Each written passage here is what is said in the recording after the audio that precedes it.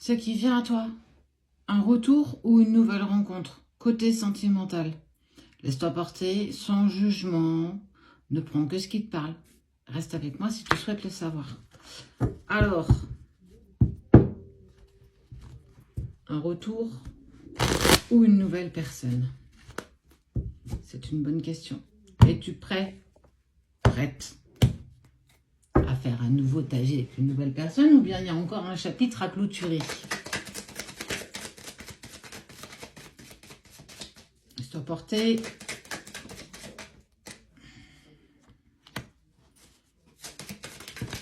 Intéressant.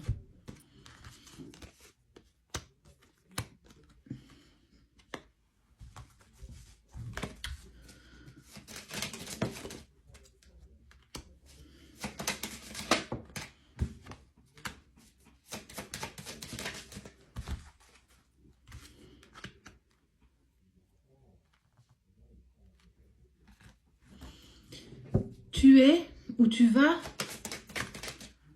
faire une rencontre particulière. Cette rencontre particulière, hop là. Cette rencontre particulière, c'est une personne qui a clairement posé les limites dès le début.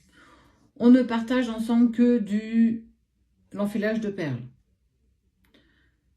On n'y met pas de sentiments, on est très clair. C'est un homme ou une femme qui est plutôt directif, qui pose les choses dès le départ. Pour moi, c'est une personne qui, pas qui croyait plus à l'amour, mais en tout cas qui a fermé son cœur à l'amour. Cette personne est véritablement écorchée vif. Il y a des blessures profondes. Elle vit beaucoup de problèmes dans sa vie. Et c'est pourquoi, en fait, cette personne te dit clairement les choses. Aujourd'hui, je n'ai pas de place. J'ai pas plus de place à t'accorder. Je crois que c'est un tic de me remettre dans ma chaise. Je viens de réaliser ça. Cette personne n'est pas prête, en tout cas, elle ne se sent pas prête à vivre l'aventure d'une grande histoire d'amour, en tout cas à tes côtés. Non pas à cause de toi, mais parce qu'elle-même a tellement de choses à gérer dans sa vie, elle rencontre tellement de problèmes que clairement, elle a l'impression de ne pas avoir cet espace, cette place. Mais c'est surtout, je pense que j'ai vraiment peur, peut-être, de tomber à nouveau amoureux. Parce que par le passé, mes anciennes relations, elles ne m'ont pas forcément apporté que du positif. Il y a eu de la tromperie, cette personne a été trompée, elle a même été, j'ai envie de dire, passée en mode eunuque, ouais. On lui a tout coupé. Il n'a jamais osé dire non. Ou elle, hein, peu importe en fait, j'ai envie de te dire. Son ancienne relation, c'était une relation qui était sérieuse. Il y avait de l'engagement, il y a même eu des enfants peut-être, un mariage. C'est une personne aussi qui volontairement se lance à corps perdu dans son travail. Est-ce que c'est une nouvelle? Est-ce que c'est un retour? Ben, moi, je ne vois pas forcément de retour. Je vois une relation qui est temporisée, avec des espaces-temps de silence, d'autres espaces-temps de distance, d'autres avec, en fait, il va t'envoyer 15 messages par jour. 3 jours après, tu n'as plus de nouvelles, c'est presque qu'il n'est plus existant sur Terre. En fait, il te souffle le chaud et le froid. Il te dit qu'il n'est pas amoureux, mais quand il te prend dans ses bras et qu'il se love contre toi, alors que normalement, vous êtes juste là pour échanger des perles, il y a en fait son corps et ses yeux qui disent une chose et sa tête et ses mots qui en disent une autre. Ce qui fait que toi, tu ne sais pas vraiment dans quelle direction aller. Est-ce que je dois écouter ce qu'il me dit et le respecter, ou est-ce que je dois me fier à ce que je ressens quand on est ensemble tous les deux? Donc en fait, c'est rigolo pour répondre à la question, est-ce que c'est un retour ou une nouvelle personne? Ben, en fait, c'est ni l'un ni l'autre. C'est quelqu'un qui est déjà dans ton cœur, qui est déjà dans ta vie, qui pourtant semble très clair.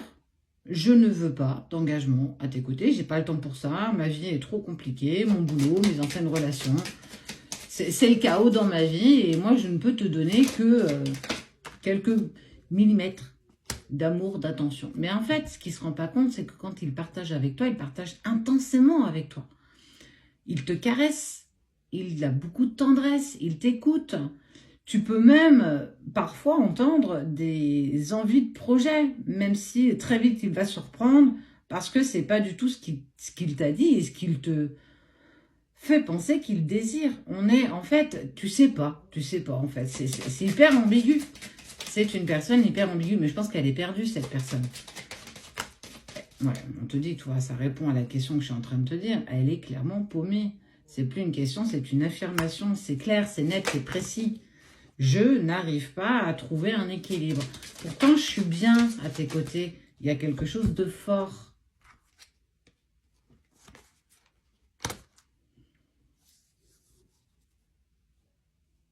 Il est sincère dans sa peur d'engagement.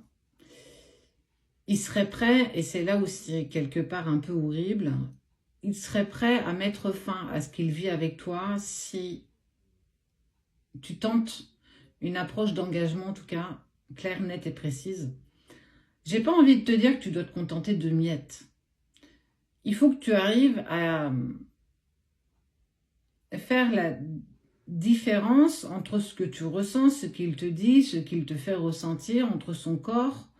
En fait, il n'est pas du tout aligné avec lui. Je pense, je dis, je fais. Il pense une chose, il en exprime une autre avec son corps. Et au niveau langage, ben, en fait, il y a cette ambiguïté d'entre deux.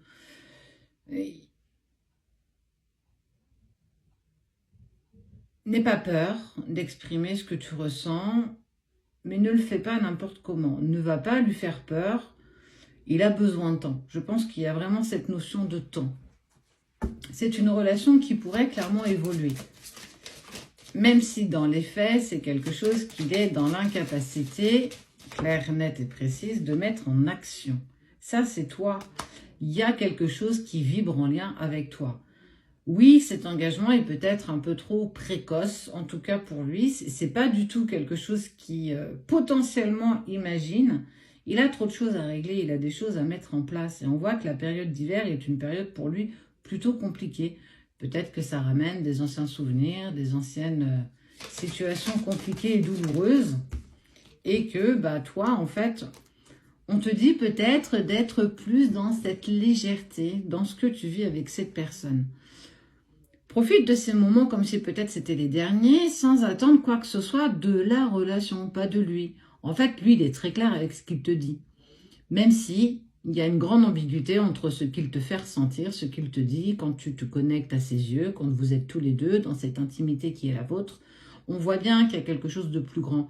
Mais au jour d'aujourd'hui, c'est une personne qui est dans l'incapacité de s'engager avec tout ce que cela implique pour lui. Il n'est pas du tout prêt, en fait. Il y a encore des blessures à apaiser. Si tu avances avec sérénité, en ouvrant les yeux, en étant clair avec toi-même, c'est quelque chose qui peut s'épanouir. Mais si tu avances avec un besoin clair, net et précis qu'il te prouve l'engagement, tu vas te casser la margoulette. Tu vas vraiment tomber. Ça va risquer de faire mal. Mais tu ne pourras pas dire que tu n'as pas été prévenu. Tu ne pourras pas dire qu'il ne t'avait pas dit les choses. Tu ne pourras pas dire que je ne te l'ai pas dit non plus. Fais attention à la façon dont tu vas interagir avec lui. Prends le recul suffisant face à ce que vous vivez. Vis profondément ces instants avec cette personne, sans pour autant mettre la charrue avant les bœufs. Prends le temps de mettre les choses en place. C'est hyper, hyper, hyper important. Vis profondément ce que tu vis. Ça ne sert à rien. Peut-être que ton engagement n'est pas sa même forme d'engagement. Passer du temps avec toi est déjà pour lui une forme d'engagement, même si profondément il ne le souhaite pas. Fie-toi à ce que tu ressens et prends le temps d'apprécier ce qui se passe avec cette personne. Le temps fait les choses, le temps est un allié et tu dois t'en faire un allié. Fie-toi aussi à ce que tu ressens en essayant de ne pas aller venir le mettre en confrontation avec tes besoins.